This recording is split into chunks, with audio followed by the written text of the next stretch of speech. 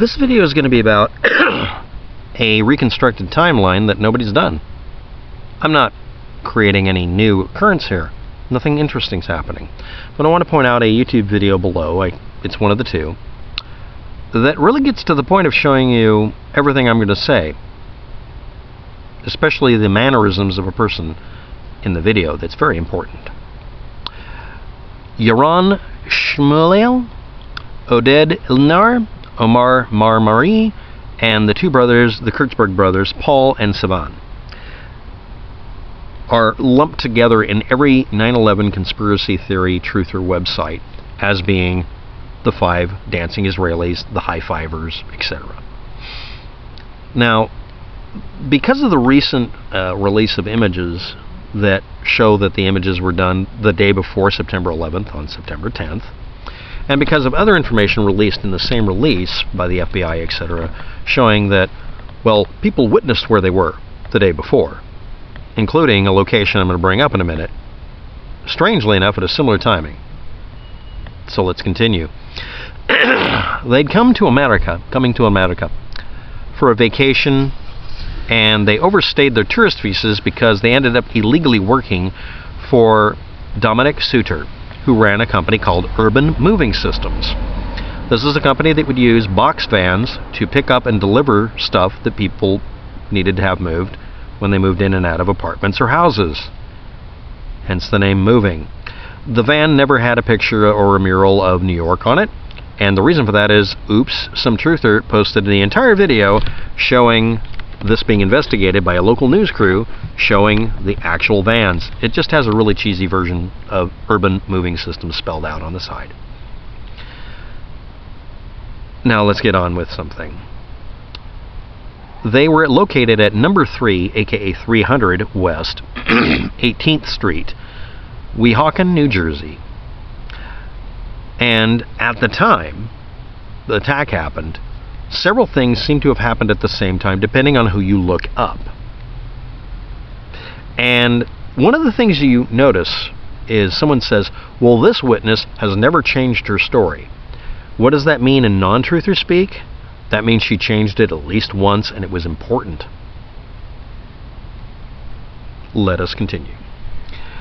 On the various websites, the dancing Israelis are supposed to have been at these 3 locations simultaneously.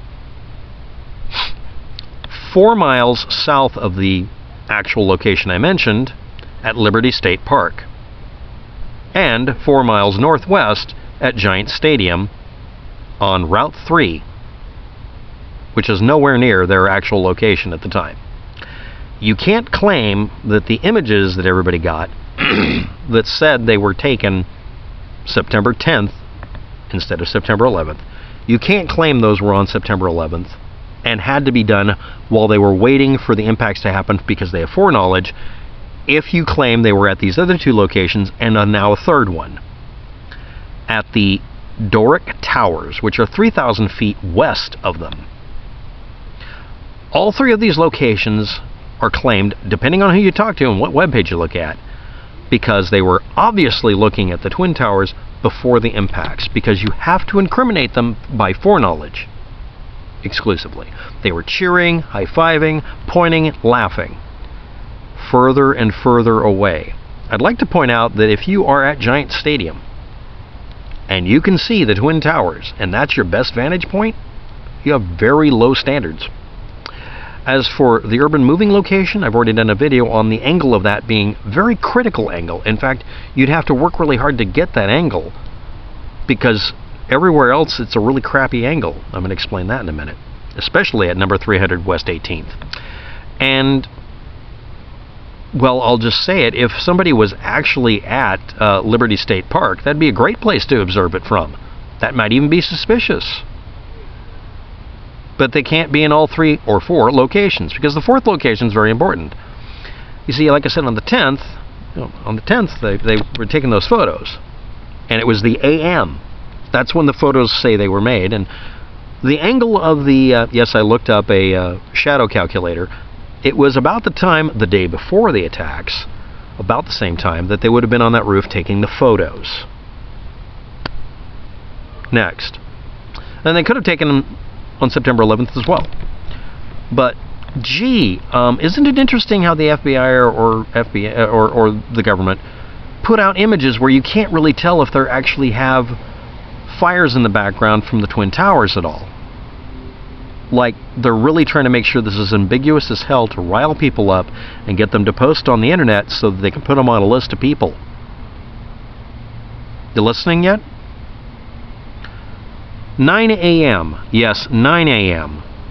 Around the time the first impact happened, and it was all over the internet that this happened, this is all supposed to have happened simultaneously.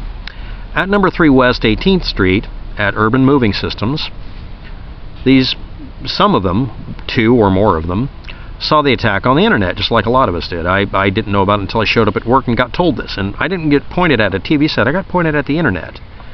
The internet was around then.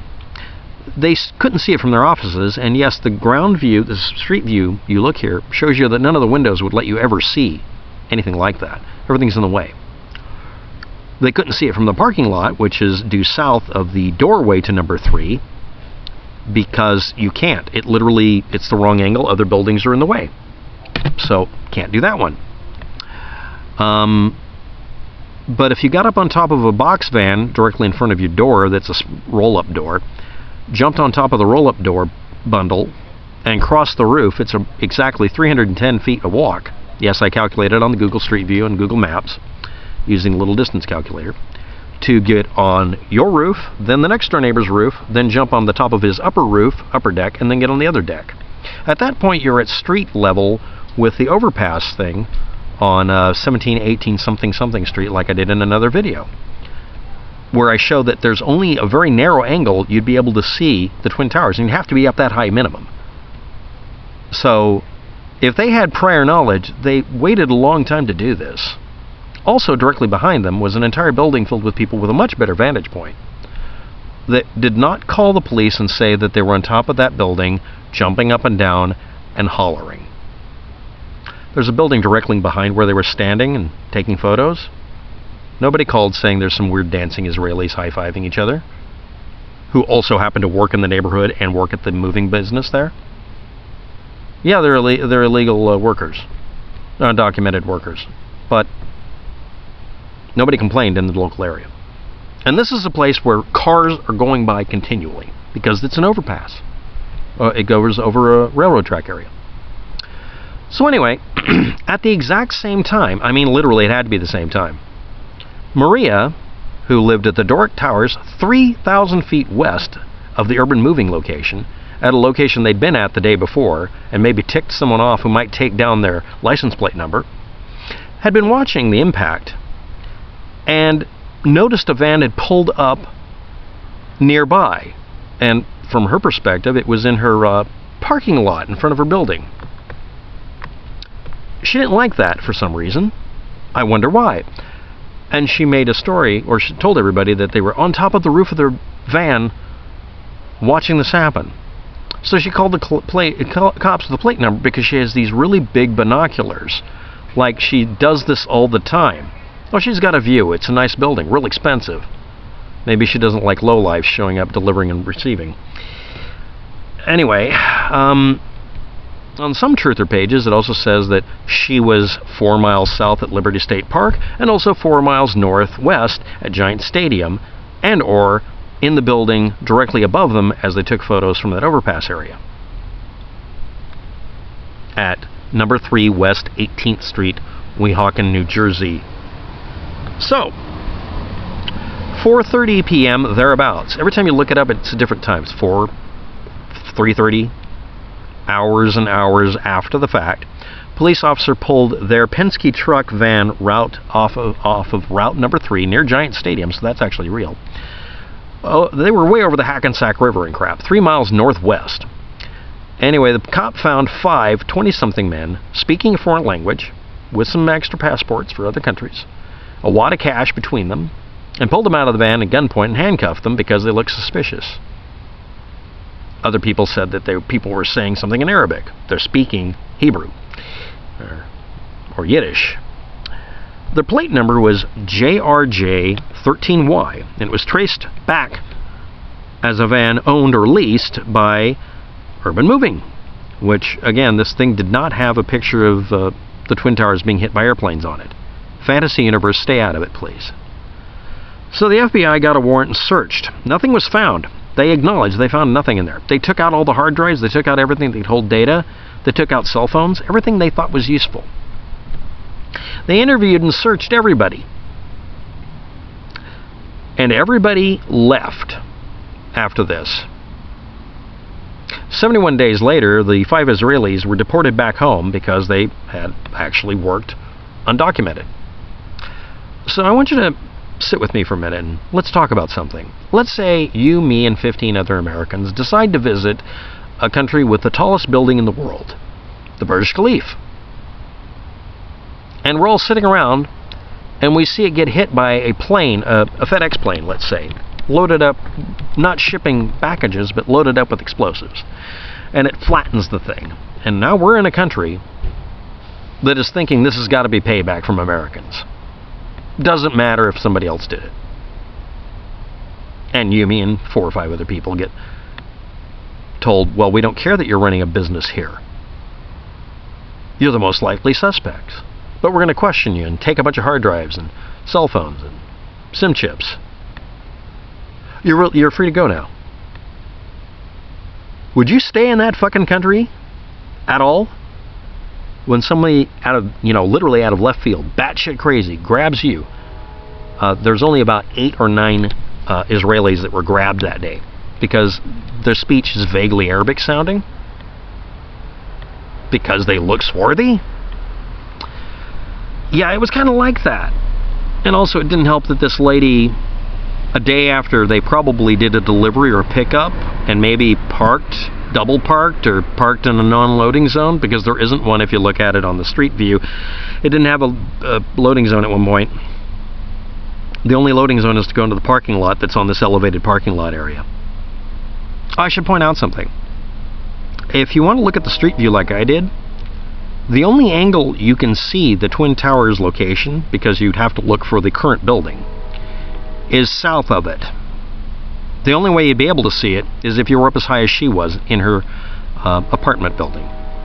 You can't see it from the parking lot.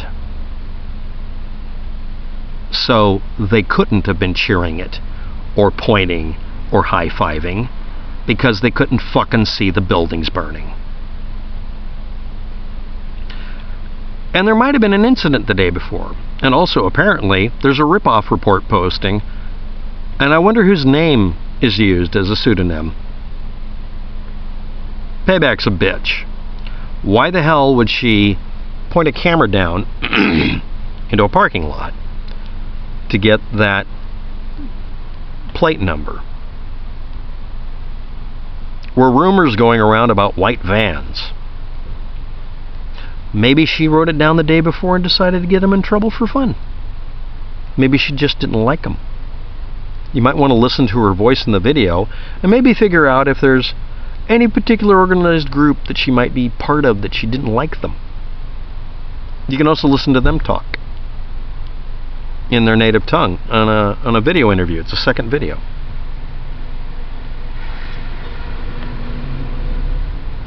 So let's review. If those photos, if you say they were on September 11th instead of September 10th as they were labeled, okay, then that puts them 3,000 feet away from her, so that can't be him, can't be them. And miles away from the other 2 locations that aren't even really locations they could have been at. But one of them is a good one. It's a park, Liberty State Park. That would make sense. That would be another group of people, entirely unrelated. I'd like to point out that they keep showing this image of a van.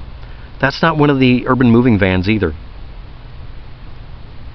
And the one with the mural on it was phonied by someone who admitted he did it. This sounds a little bit weird, doesn't it?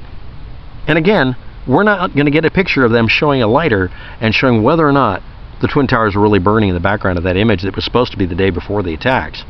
Because if you saw that, you couldn't have this debate online. Look up Chaff and Winnow. Have a good day. Thanks for watching. Good luck with all that.